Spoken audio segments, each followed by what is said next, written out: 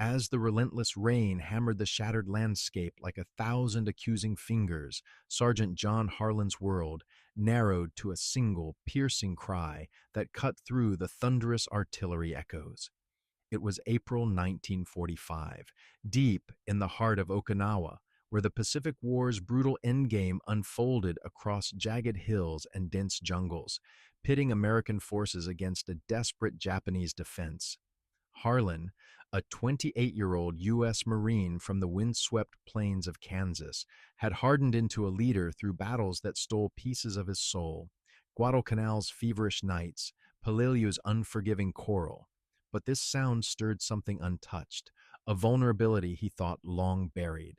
Assigned to the 1st Marine Division, Harlan's platoon pushed toward a strategic ridge overlooking the East China Sea, their boots sinking into mud that clung like regret.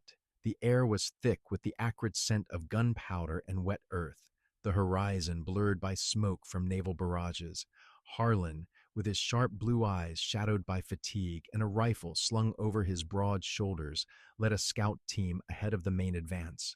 Letters from his wife, Emily, back in Topeka, weighed in his breast pocket, news of her pregnancy a fragile light in the darkness. "Keep safe for us," she'd written, words that echoed as he navigated the ruins of a village reduced to splintered wood and crumbling stone. The cry came again, faint but insistent, drawing him toward an ancient Shinto temple perched on a low hill, its torii gate warped by shellfire.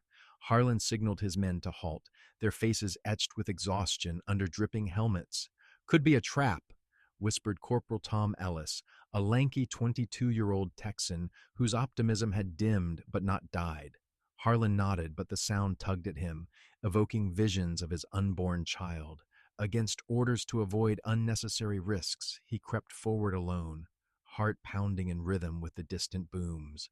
Pushing through the underbrush, branches snagging his uniform like warning hands, Harlan reached the temple's entrance. The structure exuded an eerie calm, its wooden beams creaking under the storm's assault, incense remnants mingling with the musty odor of abandonment. He shouldered the door open, rifle ready, eyes adjusting to the dim interior lit by slivers of gray light. There, huddled against a weathered altar adorned with faded scrolls and wilted offerings, was a small boy, no older than 5, his dark hair matted, eyes wide with terror.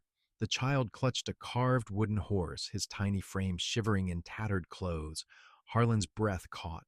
How had this boy survived the chaos? Villages had been evacuated or caught in crossfire, families scattered, or worse. He knelt slowly, voice soft despite the language barrier. "It's okay, kid. I'm here to help."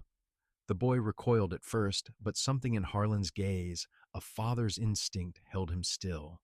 Harlan offered a ration bar, and the boy took it hesitantly, nibbling as trust flickered, but the moment shattered with a rustle outside, footsteps crunching on gravel. Harlan froze, peering through a crack in the wall. Shadows moved in the rain, purposeful and armed. Were they enemy patrols? His radio crackled faintly. "Sarge, position. Over." Ellis's voice, laced with worry. Harlan whispered back, "Found a civilian child. Possible hostiles approaching." The reply was urgent. "Hold tight. Reinforcements en route." Tension built as the shadows multiplied, circling the temple like predators. Harlan's mind raced. Evacuate now or wait? The boy's small hand touched his arm, a gesture of reliance that amplified the stakes. Then, an unexpected discovery. Tucked in the altar's shadow was a hidden compartment, revealing a faded cloth map, etched with paths through the jungle. It could be salvation or a lure. Before he could decipher it, a figure emerged from the trees, silhouette sharp against the storm. Harlan raised his rifle, finger hovering, the air electric with impending clash.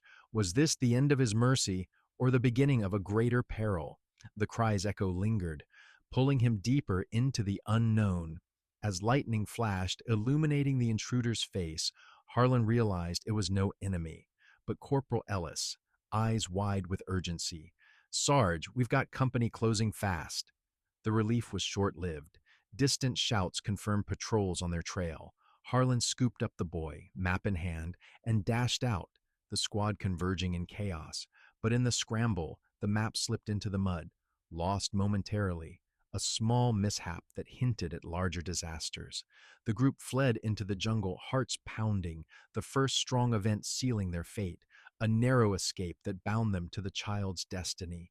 Yet, as they hunkered in a thicket, a dramatic turn unfolded.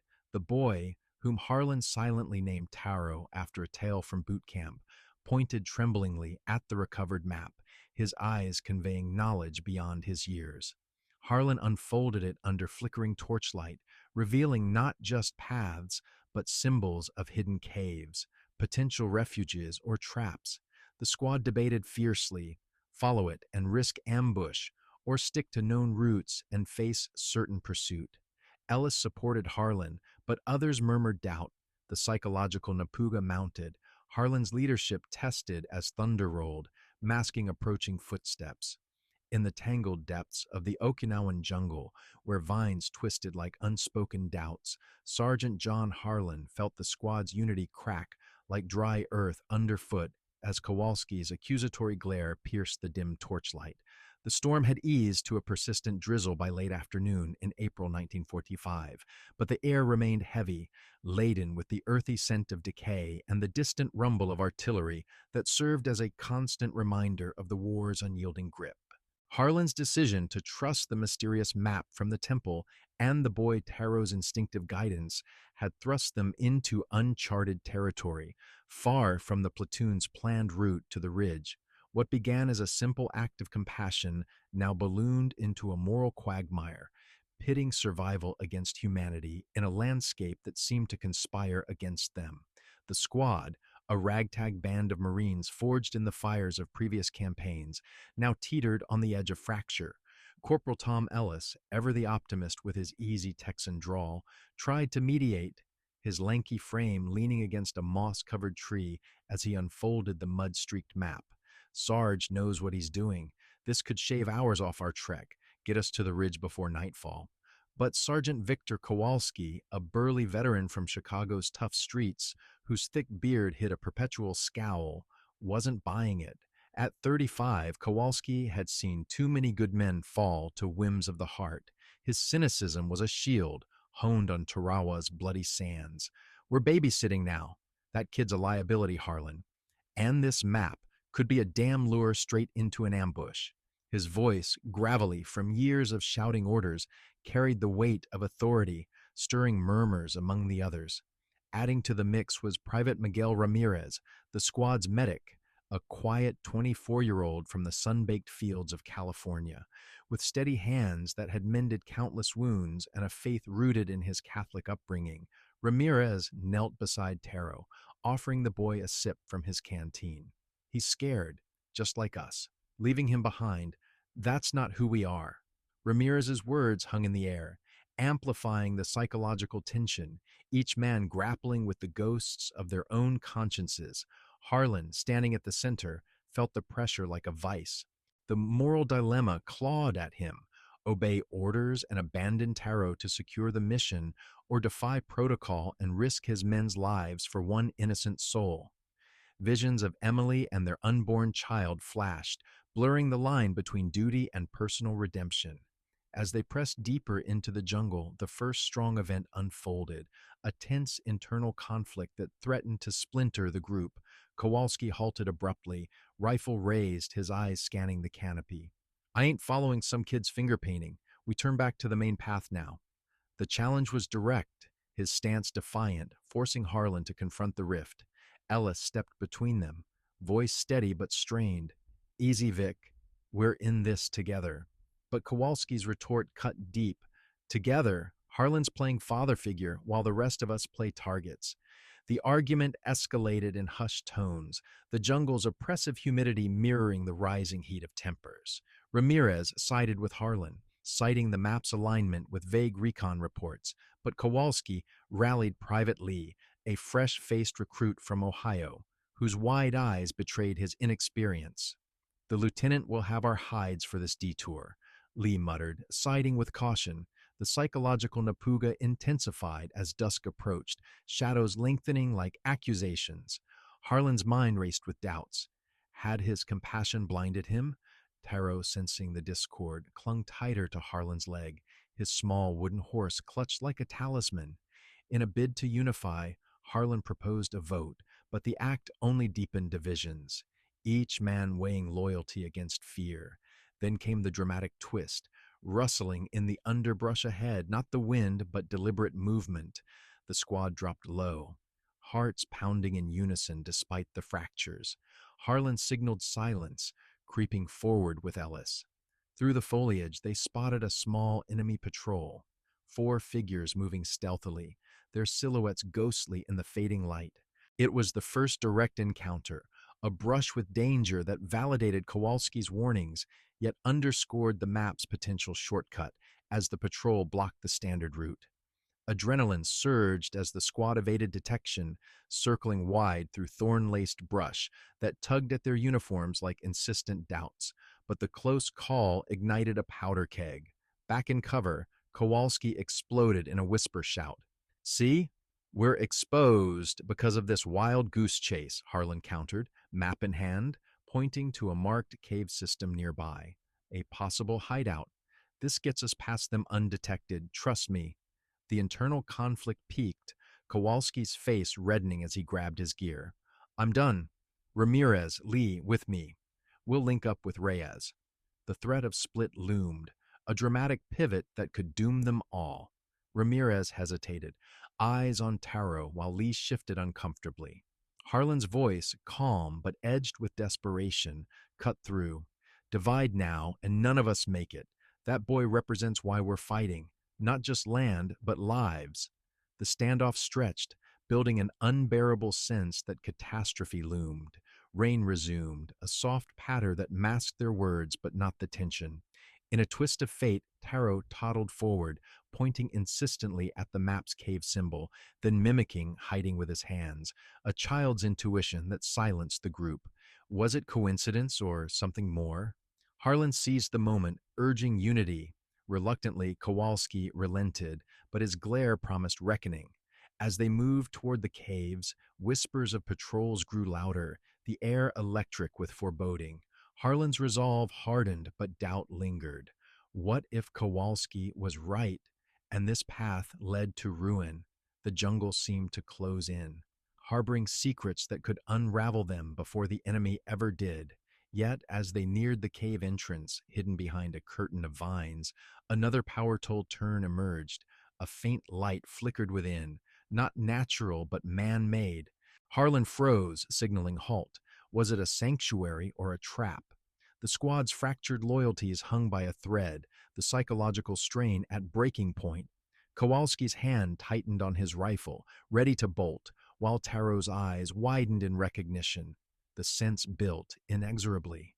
Something monumental was about to unfold, a revelation that could mend or destroy them forever. Harlan stepped forward, heart thundering into the unknown glow, as the flickering glow revealed not a sanctuary, but a cluster of shadowed figures huddled in the cave's depths. Sergeant John Harlan's instincts screamed trap, freezing him in the entrance with Taro clutched protectively against his chest. The humid air of Okinawa's underground network, thick with the scent of damp stone and faint smoke from a makeshift fire, amplified the uncertainty of April 1945's relentless campaign. Harlan's choice to follow the map and defy Kowalski's warnings now bore its first bitter fruits as the squad's intrusion shattered the fragile peace of what appeared to be a civilian hideout. Eyes adjusted to the dim light cast by a single lantern, revealing a group of Okinawan villagers, an elderly woman with weathered features, two young mothers cradling infants, and a handful of children, their faces gaunt from days of evasion. No weapons in sight, but fear etched deep, turning the cave into a powder keg of potential misunderstanding. The elderly woman, her voice a tremor in broken Japanese mixed with gestures, rose slowly. Harlan signaled his men to lower rifles, but Kowalski's grip tightened, his distrust a palpable force. "See? More mouths to feed. More risks," he muttered, the consequences of Harlan's mercy manifesting in the squad's dwindling supplies and stretched nerves. Ramirez stepped forward, his medics calm a bridge, offering a nod and a shared ration. The woman, whom they later learned was named Miko, through halting translations via Taro's innocent pointing, explained in fragments. They'd fled their village weeks ago, using these caves to avoid the crossfire. Her group had the map's twin, a family heirloom passed down, confirming its authenticity but also revealing new challenges. The tunnels branched into a maze, riddled with collapses from bombardments and potential enemy outposts deeper in. Harlan felt the weight of his decisions settle like lead. Trusting Taro's guidance had saved them from the surface patrol, but now integrating these villagers meant slowing their pace to the ridge, exposing the squad to greater peril. Psychological tension coiled tighter. Harlan's mind replayed Kowalski's accusations, doubt seeding that his paternal instincts clouded judgment. Emily's letter burned in his pocket, a reminder of home's fragility mirroring the villagers' plight. As they shared scant provisions, an unexpected ally emerged. Miko's grandson, a teenager named Kenji, who spoke pidgin English from pre-war trade. Kenji offered guidance through the tunnels, his knowledge a boon, but his wary glances hinted at hidden motives. Was he truly an ally, or a reluctant scout for the other side? Events developed swiftly, introducing fresh hurdles. The group ventured deeper, the cave's walls narrowing into claustrophobic passages where echoes distorted sounds, building an atmospheric dread. A new challenge struck. A partial collapse blocked their path, rubble piled high from recent shelling. Harlan directed digging, muscles straining under the dim lantern light, but progress was agonizing. Taro whimpered softly, his fear infectious, amplifying the squad's anxiety. Kowalski grumbled, "This detour is costing us time. Reyes expects us at the ridge by dawn." The first consequences hit hard. Radio contact flickered, static warning of jammed signals underground, isolating them further. Harlan faced the ripple effects. His choice had not only divided the squad, but now stranded them in vulnerability. Strong moments of tension mounted with a sudden pursuit. Distant voices echoed through the tunnels. Japanese patrols, drawn by the noise of their excavation. The squad extinguished the lantern, plunging into inky blackness, hearts thundering in the void. Harlan groped forward, Taro on his back, the boy's shallow breaths a metronome of urgency. Footsteps grew closer, lanterns from the pursuers casting erratic shadows on the walls ahead. A critical decision loomed under pressure: split the group to confuse the hunters, or stay united and risk capture. Harlan whispered orders, opting for unity, but Kowalski challenged again. "Send the villagers back. They're slowing us."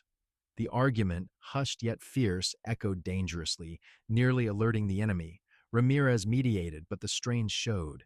Lee's hands trembled on his rifle, his inexperience a liability. In a dramatic escalation, they encountered a trap, a false floor giving way to a shallow pit, engineered perhaps by locals or soldiers. Ellis tumbled in first, his muffled gasp alerting no one but heightening panic. Harlan hauled him out, the effort exhausting, but the incident deepened rifts. Kowalski accused Kenji of leading them astray. "He's one of them." The teenager protested innocence, revealing scars from forced labor under occupation, swaying Ramirez, but not the veteran. Psychological napuga peaked as Harlan confronted his leadership's toll. Visions of failure haunted him, the cave's oppressive darkness mirroring his inner turmoil. Taro's small hand squeezed his, a silent anchor, yet the boy's vulnerability amplified the stakes. As they pressed on, weaving through side passages per Kenji's direction, another twist unfolded, an unexpected ally in the form of a deserted supply cache, stocked with canned food and a functional radio. Miko explained it was left by retreating villagers, a godsend that replenished their stores but raised suspicions. Why untouched? Harlan tuned the radio, catching fragmented Allied broadcasts of advancing lines, but also enemy chatter nearby. The relief was short-lived. The pursuit intensified, voices now shouting commands, closing the distance. A strong moment of tension crested at a junction. Two paths, one lit faintly ahead, promising exit but risking exposure, the other dark and winding, safer but unknown. Under the gun of approaching lanterns, Harlan made the call, the dark path, committing them to blind faith in Kenji. The group hurried into obscurity, breaths ragged, the cave's deceptive echoes playing tricks. Harlan's choices bore heavier consequences. Fatigue set in, morale frayed, and Taro's quiet sobs underscored the human cost. Yet, as they delved deeper, a faint rumble shook the walls. Not artillery, but something ominous below. Miko's face paled. Kenji whispered of unstable sections prone to flood from underground springs. The building tension led inexorably to a greater crisis. Water began seeping through cracks, rising slowly at first, then faster, transforming the tunnel into a potential tomb. Harlan realized the full peril. His mercy had entangled them in a labyrinth where nature and war conspired. The water lapped at their ankles, pursuit echoing behind, forcing a desperate push forward. What lay ahead in the flooding darkness? A way out, or the ultimate trap? The squad's fate hung by a thread, the crisis swelling like the encroaching tide. As water surged to their waists in the narrowing tunnel, turning the cave into a relentless trap, Sergeant John Harlan uncovered Kenji's frantic whispers to Miko, a coded betrayal that shattered the group's fragile trust and ignited the story's central crisis. The underground labyrinth beneath Okinawa's war-torn surface, now a flooding nightmare in late April 1945, became the stage for a desperate mission. Escape the rising waters while evading the pursuing patrols, their lanterns piercing the darkness like accusing eyes.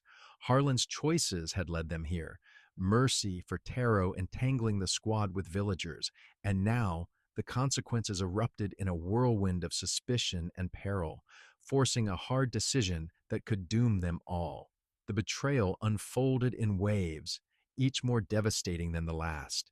Kenji, the teenage ally whose pidgin English had guided them, had been signaling back through the tunnels, not to allies, but to a hidden network of coerced locals pressed into service by the enemy. Miko, his grandmother, confessed tearfully as the water lapped higher, her voice echoing off the slick walls. He had no choice. Family held hostage. Kenji's eyes, wide with regret, met Harlan's in the dim glow of their remaining flashlight. I lead you wrong. To save them. The revelation hit like a thunderclap.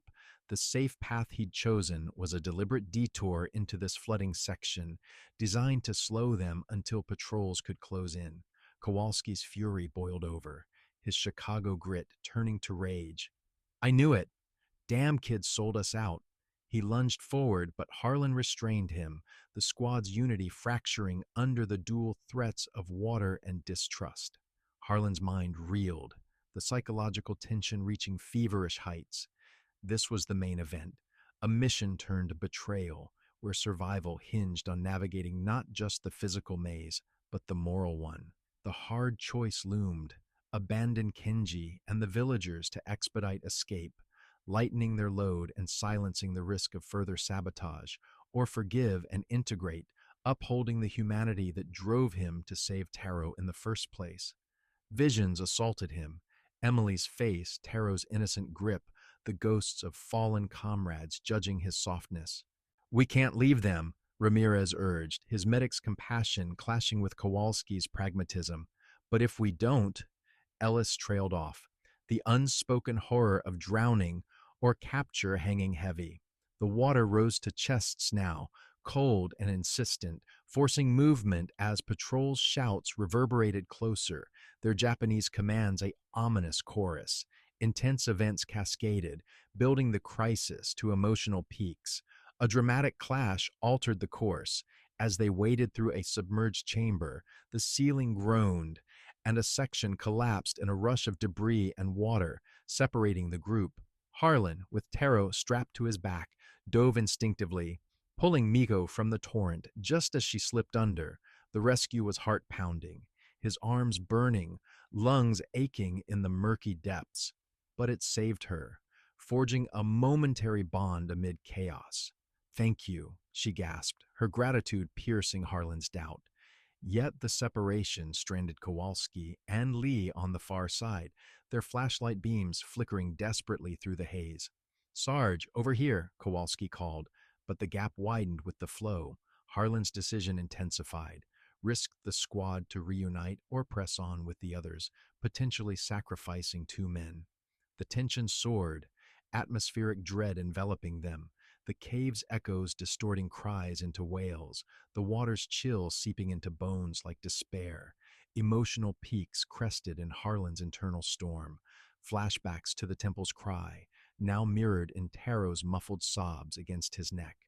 "We fight together," Harlan declared, his voice steady despite the turmoil, choosing unity over abandonment. He directed Ramirez to fashion a rope from belts and straps, tossing it across the breach. The throw fell short at first, heightening the agony. Patrol's lanterns now visible in adjacent tunnels, closing like a noose. On the second attempt, it caught. Kowalski hauled himself over. Then Lee, their reunion, a breathless triumph that mended some fractures but exposed others. Kenji, witnessing the heroism, broke down, offering a hidden side passage as redemption. A narrow crevice that could bypass the flood but required single-file vulnerability. The mission evolved into a high-stakes evasion. Napuga at its zenith as they squeezed through the crevice, walls pressing like judgments. A direct Zitkani with a patrol scout changed everything. The enemy figure emerged suddenly, lantern swinging, face to face with Harlan at the lead. Time slowed, the scout's eyes widening in surprise, Harlan's hand instinctively covering Taro's mouth to stifle a gasp. No shots, no alarms, instead a tense standoff, the scout hesitating, perhaps recognizing the civilians. In that emotional pinnacle, Harlan whispered a plea in broken phrases learned from boot camp. "Peace, children." The scout, a young man not unlike Kenji, wavered, then nodded subtly, vanishing into the shadows without raising the alert. The encounter shifted the tide, proof that mercy could disarm even foes, but it left Harlan shaken, questioning if his choice invited more betrayal. Yet the crisis deepened. Water pursued them relentlessly, the passage flooding faster. Miko slipped again, her age betraying her, forcing another dramatic Poryanak. Ramirez swam back, supporting her through the current, his strength waning. Emotional layers peeled away. Ramirez confiding mid-struggle, "For my family back home, we all deserve a chance." Harlan's hard choice crystallized in the chaos. He ordered Kinja forward as guide, forgiving the betrayal to harness his knowledge, a gamble that unified the group under duress. "We rise together or fall," he affirmed, the words echoing as they emerged into a larger cavern, water neck high. The high-level Napuga culminated in a heart-wrenching peak. Taro, exhausted, began to falter, his small body chilling in the flood. Harlan hoisted him higher, whispering encouragements drawn from Emily's letters. "Hold on, little one, like I hold for home." Tears mixed with water on his face, the psychological strain manifesting in a moment of doubt. Had his initial mercy condemned them? But as lanterns from patrols converged on the cavern's entrance, the group spotted a faint light above, a possible exit. The crisis point resolved not in resolution, but in heightened peril, the betrayal's echoes propelling them toward escalation. Would the light lead to salvation or into the jaws of waiting forces? Harlan pushed upward, the weight of choices heavier than the water, the emotional storm raging on. As the faint light above revealed not freedom, but a ring of enemy silhouettes waiting in ambush at the cavern's mouth, Sergeant John Harlan's hope crumbled like the eroding rock beneath his feet, thrusting the group into an escalation of terror that tested the limits of endurance. Emerging from the flooding tunnels into Okinawa's rain-soaked night in early May 1945, the air shifted from dank confinement to the open vulnerability of a jagged hillside, where the war's chaos reigned unchecked. The betrayal's aftermath lingered like a poison, Kinji's redemption fragile, but now new threats loomed larger, patrols reinforced, drawn by the scout's mercy or perhaps his delayed alarm, encircling the exit like a noose tightening around their necks. Harlan's choices, once driven by quiet compassion, now amplified into a cascade of perils, each step forward unveiling losses that deepened the scars on his soul.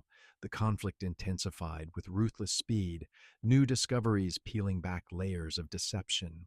As the squad and villagers crouched in the shadows just below the rim, Harlan scanned the scene.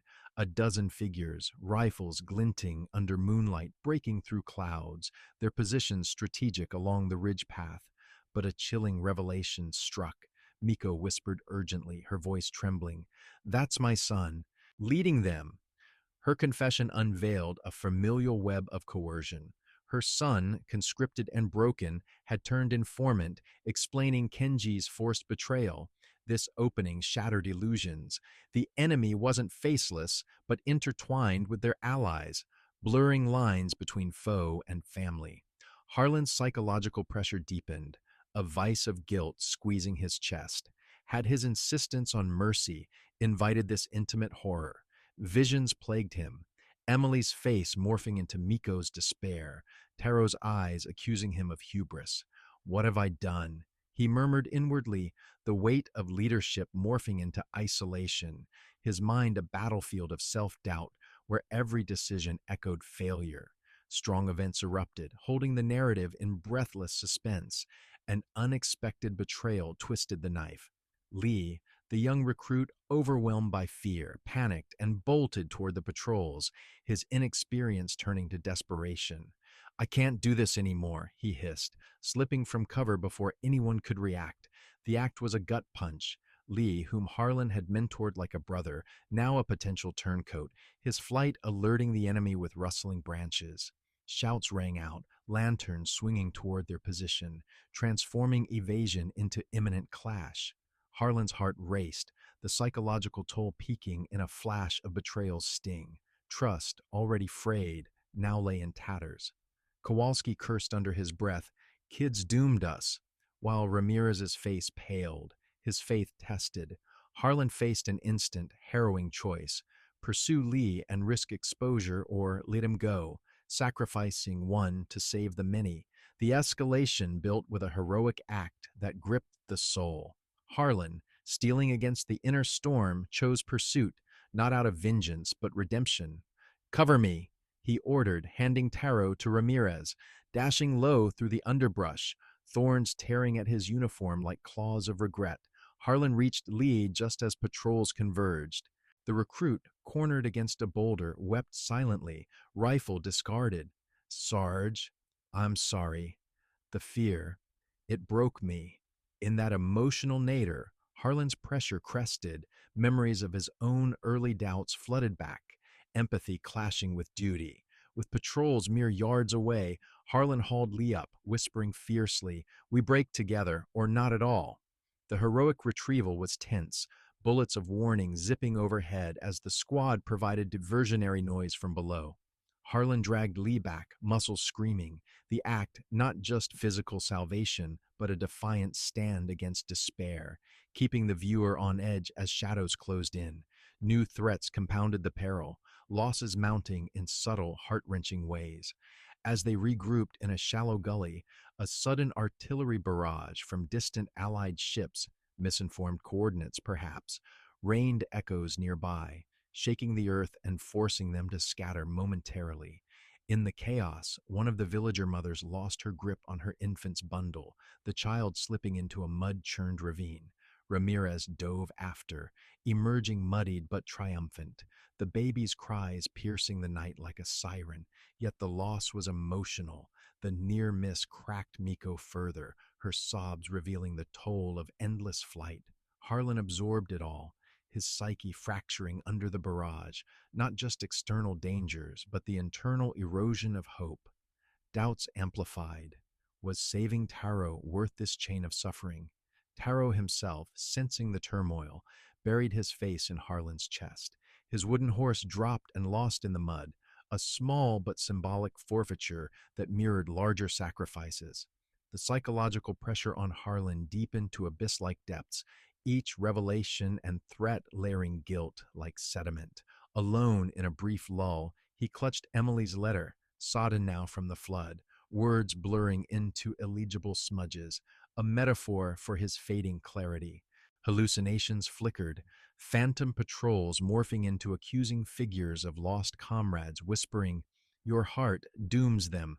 Kowalski's grudging respect post-rescue offered no solace. Instead, it highlighted Harlan's isolation as leader, bearing the burden solo. Kenji, seeking atonement, shared a new discovery.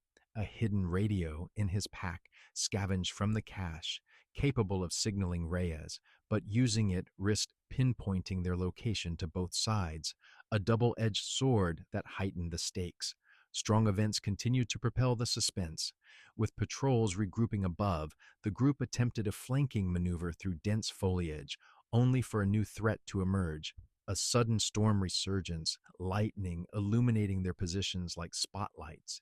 In the downpour, Ellis slipped on slick rocks, twisting an ankle, a physical loss that slowed them, forcing Harlan to carry him piggyback, the added weight mirroring his emotional load. The heroic strain built tension, viewer hooked on whether they'd break free. Miko's son, spotting his mother in a flash, hesitated, a dramatic pause that hinted at potential redemption, but shouts from his comrades forced his hand, intensifying the pursuit. As losses and threats escalated, the narrative hurtled toward culmination. The radio crackled to life in Harlan's hands, a garbled message from Reyes. "Hold position, reinforcements inbound." But enemy chatter intercepted on the same frequency revealed an impending encirclement. Harlan's final psychological peak arrived. Destroy the radio to evade detection or broadcast their plight. Gambling on rescue. With Taro's trusting gaze upon him, patrols closing from all sides, and the squad's eyes pleading for direction, Harlan's hand hovered over the device. The escalation crested, leading inexorably to the climax, the storm's fury mirroring the turmoil within, the group teetering on the precipice of annihilation or salvation. As lightning cracked the sky like a final judgment, illuminating the encircled hillside where enemy patrols converged in a tightening vise, Sergeant John Harlan smashed the radio against a jagged rock, his decisive act of self-sacrifice igniting the story's blistering climax. Okinawa's storm-ravaged ridge, now a theater of desperation in mid-May 1945, transformed into the epicenter of their ordeal, the culmination of rescue, escape, and unyielding resolve. Harlan's choice to destroy the device, foregoing potential Allied rescue to prevent enemy triangulation, sealed their isolation, but bought precious moments, thrusting the group into a frantic bid for freedom amid the downpour. The air crackled with electricity, rain mingling with sweat on furrowed brows, as the weight of every prior decision converged in this emotionally charged pinnacle, where bonds forged in fire faced their ultimate test. The action escalated in a whirlwind of intensity, dramatic twists weaving through the chaos like threads of fate. With patrols shouting commands from all sides, their lanterns sweeping the terrain like predatory eyes, Harlan rallied the fragmented group in the gully's shadow. "We break through the weak point, north flank," he barked, his voice a beacon amid the thunder. But the path demanded sacrifice. The ridge's steep incline, slick with mud, offered no cover, exposing them to the encircling force. Miko, her face a mask of resolute grief, stepped forward first, a twist that pierced the heart. "My son, I can draw him away," she whispered, revealing a hidden flare from Kenji's pack. Her plan, signal falsely, to lure her conscripted son and his unit eastward, buying the others time. Harlan protested, the emotional pull visceral, after saving her from the flood. Abandoning her felt like betrayal. "We go together," he insisted, but Miko's eyes, filled with a mother's quiet strength, held firm. "For the children. Let me." The critical moment of choice arrived. Harlan's psyche fracturing under the storm's assault. Flashes assaulted him. Taro's temple cry. Emily's unread letters, the ghosts of choices past whispering condemnation. To accept Miko's offer meant honoring her agency but risking her life. To refuse could doom them all. Kowalski, his cynicism softened by the journey, gripped Harlan's shoulder. "She's right, Sarge. Heroics ain't always about saving everyone." Ramirez nodded solemnly. cradling the villager's infant, while Ellis, ankle-throbbing, offered a pained smile of support. Kinji, tears streaming, hugged his grandmother fiercely, the scene a raw emotional peak, family bonds clashing with survival's harsh arithmetic. Harlan relented, his voice breaking. "Godspeed, Maiko." She nodded, flare igniting in her hand like a defiant star, dashing into the open with a cry that echoed through the rain. "Here, over here." The diversion sparked intense events, a final confrontation that held the breath. Patrols pivoted toward Miko's flare, her son's voice rising in anguished recognition. "Mother!" A dramatic twist that humanized the enemy, his hesitation fracturing their ranks. Seizing the chaos, Harlan led the charge northward, Taro strapped securely, the group scrambling up the incline in a desperate escape. Mud slid underfoot, turning ascent into agony. Lee, redeemed from his earlier panic, helped Ellis hobble forward, their bond mended in the crucible. But the twist deepened. Miko's son, torn by filial duty, broke from his unit, racing after her in a bid to protect, only for his comrades to pursue, shouts turning to confusion. The confrontation crested as the defecting son reached Miko, shielding her from his own side's advance, a heroic turn that bought crucial seconds but invited pursuit anew. Emotional power surged in waves, the scene a tapestry of sacrifice and redemption. Harlan, cresting the ridge first, spotted Allied lines flickering in the distance, smoke signals from Reyes's position, a beacon of hope amid despair, yet the patrols regrouped, closing fast, forcing a stand. In a heart-wrenching pivot, Kenji volunteered to stay behind, using the last of his scavenged supplies to create a smoke screen with damp foliage and a makeshift torch. "For what you've taught me, mercy," he said, eyes meeting Harlan's in silent gratitude. The teenager's act, igniting the screen as bullets of warning zipped overhead, cloaked their retreat. But at what cost? Harlan's throat tightened, the psychological pressure at its zenith. Each farewell chipped at his soul, transforming leadership into a litany of losses. Taro reached out, small hand waving goodbye, his innocence amplifying the sorrow. Intense Poryonak and Vitecha intertwined in the climax core. As the group dashed toward the ridge's summit, a final protostoynia unfolded. Miko's son, now fully defected, caught up carrying his injured mother in his arms.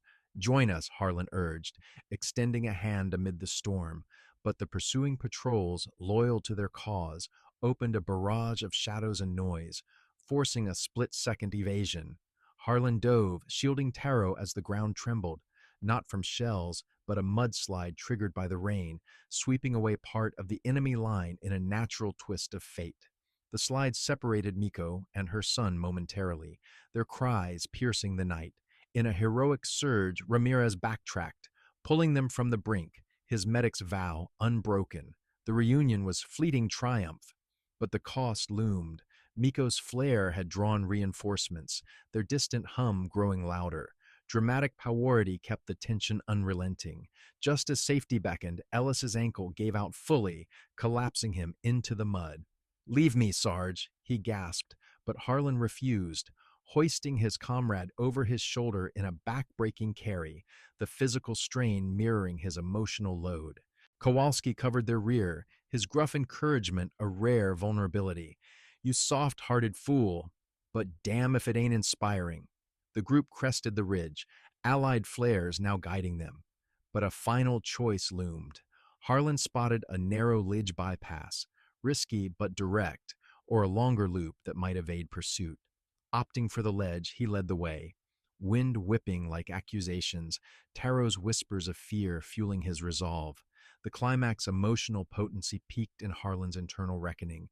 As they balanced on the precipice, lightning revealing the drop below, he confronted the sum of his path, compassion's price in lives preserved and burdens borne. A twist sealed the intensity. Miko's son, integrated now, revealed hidden intel, a weak point in enemy lines ahead, turning defection into strategic boon. Yet the escape exacted its toll. Distant shouts faded, but the storm's fury masked potential losses behind. Harlan's group stumbled into Allied perimeter, Reyes's voice crackling over a field radio. Harlan, that you? Relief washed over, but shadowed by consequences, the ridge secured at the cost of delays, reprimands looming, and souls forever altered.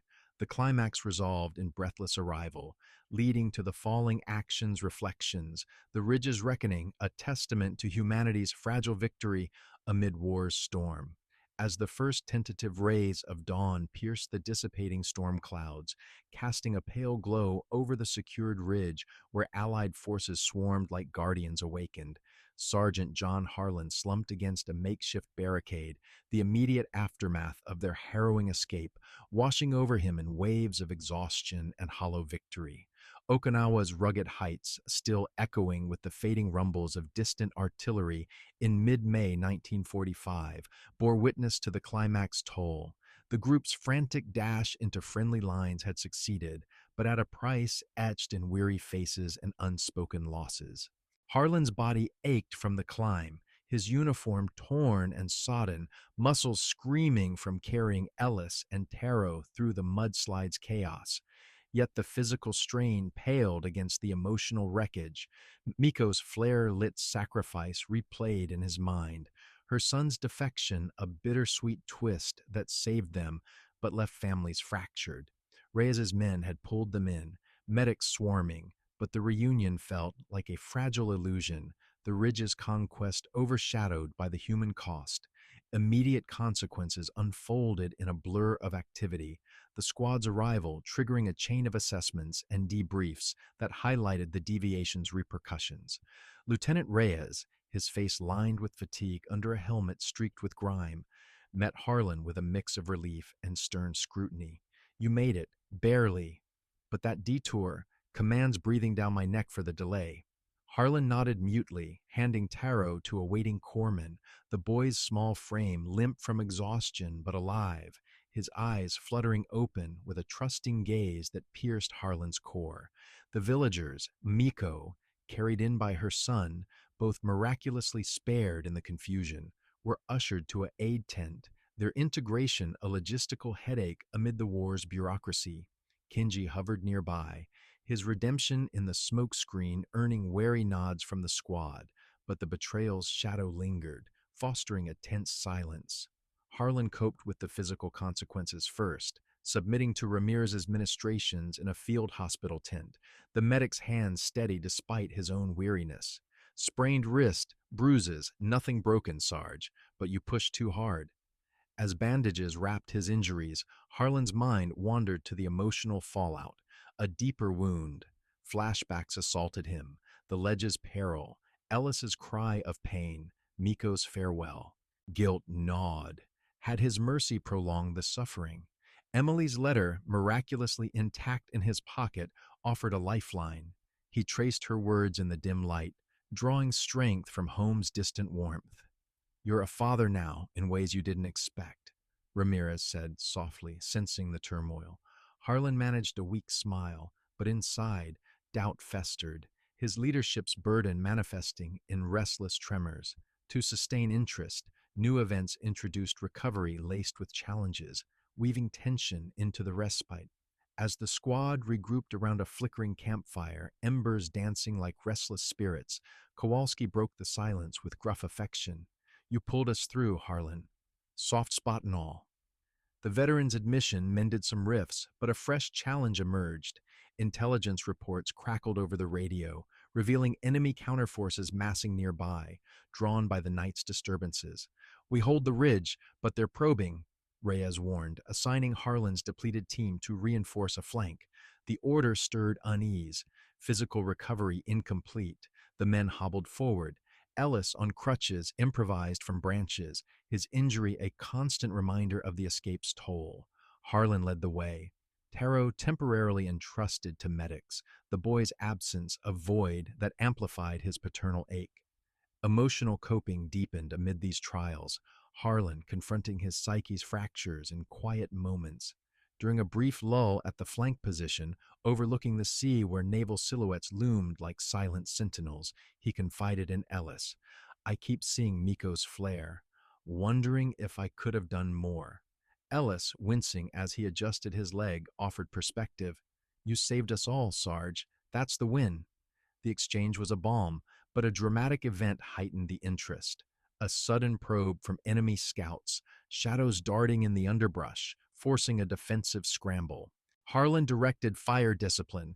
The clash resolved without escalation, but it jolted him, adrenaline masking pain while exposing vulnerabilities. Lee, haunted by his earlier panic, redeemed himself by spotting the intruders first, his vigilance a step toward healing the group's wounds. Recovery events interspersed with challenges built momentum, sustaining engagement. Back at base, Taro reunited with Harlan. The boy's wooden horse recovered from the mud by Kenji, a small miracle that elicited rare laughter. He fixed it, Taro mimed, the gesture bridging languages and easing Harlan's guilt. Yet new revelations added layers.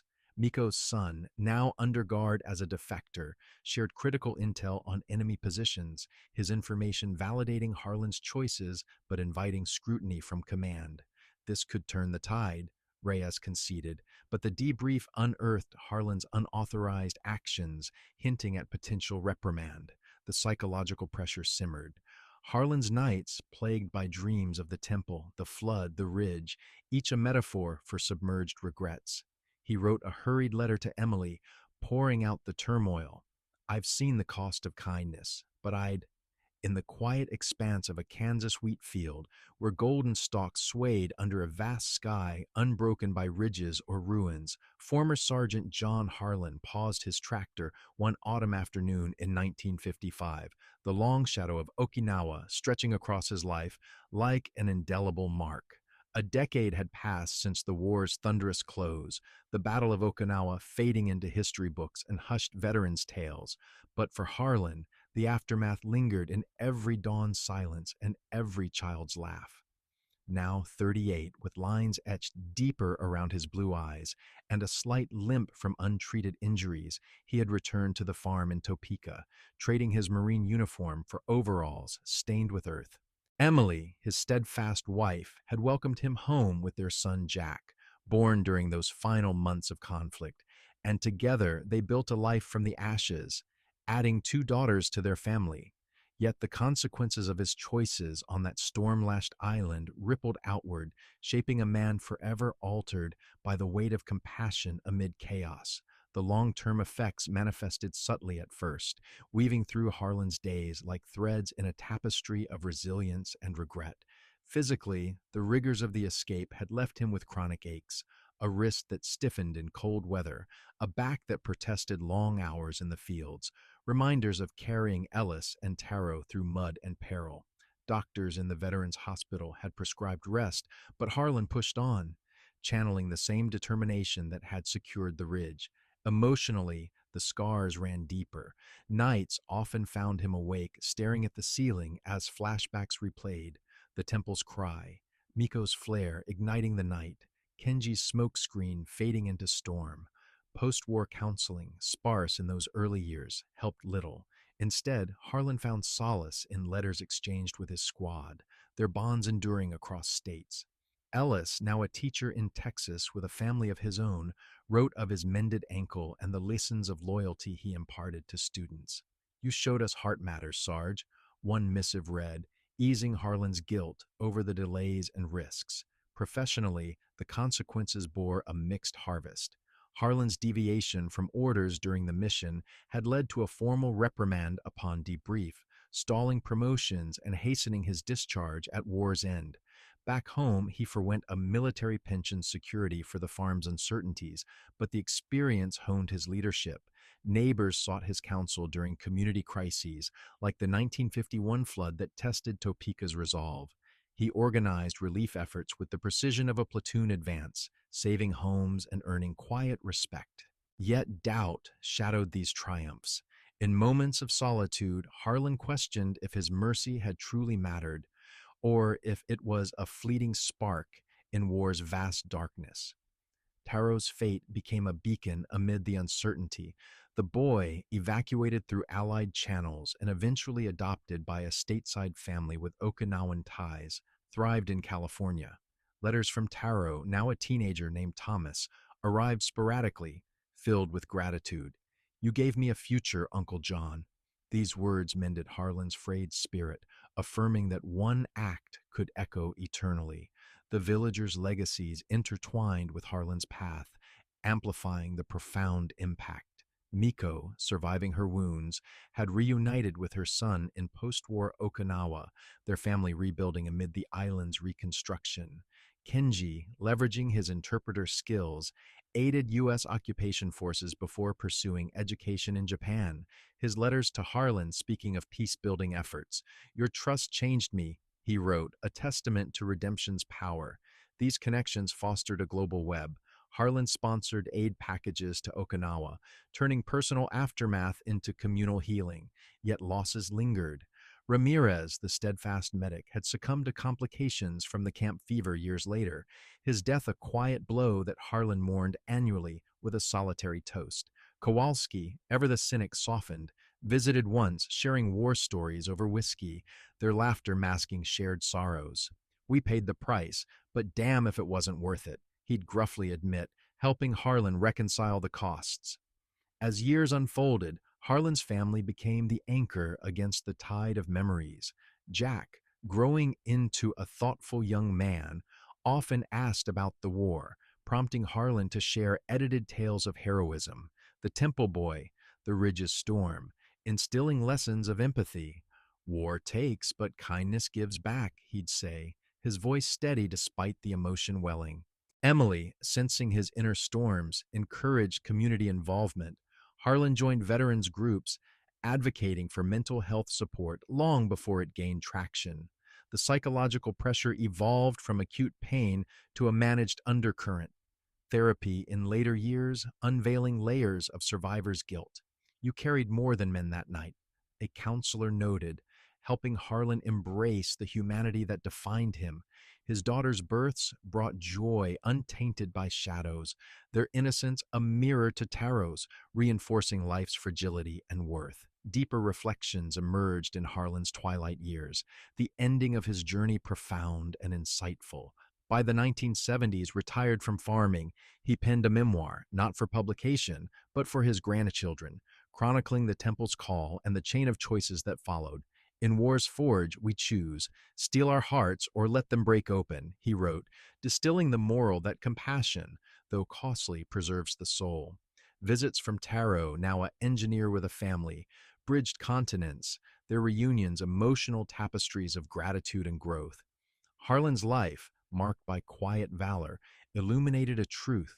The price paid on Okinawa yielded dividends in preserved innocence and forged connections, proving that amid destruction, humanity's light endures.